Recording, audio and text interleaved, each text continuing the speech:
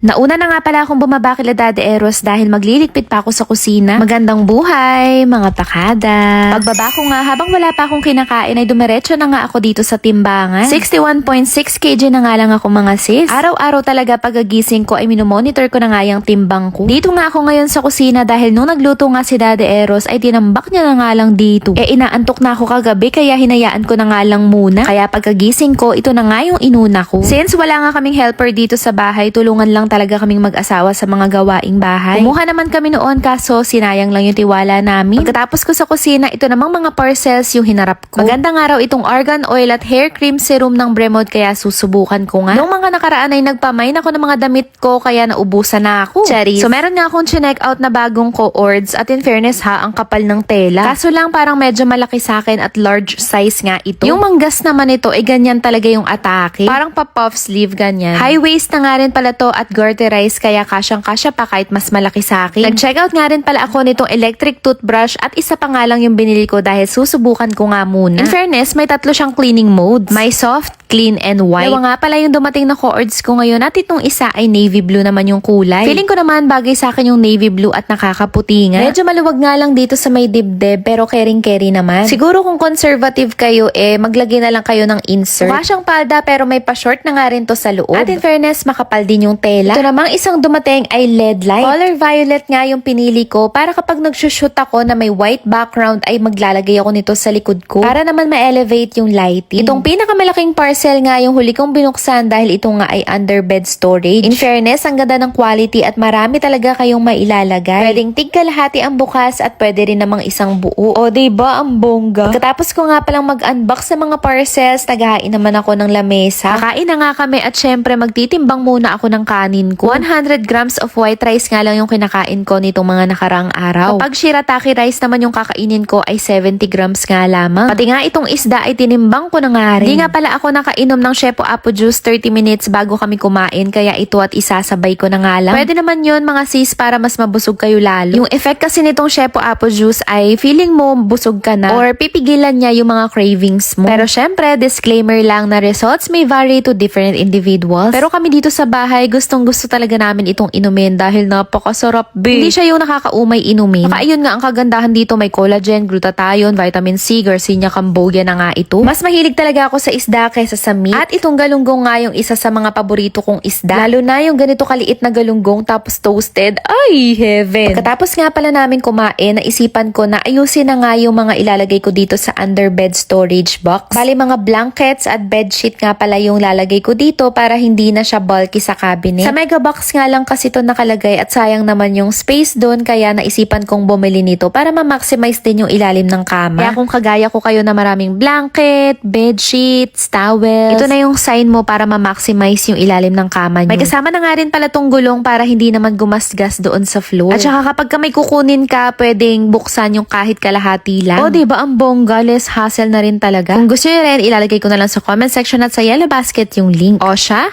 yun lang. Salamat!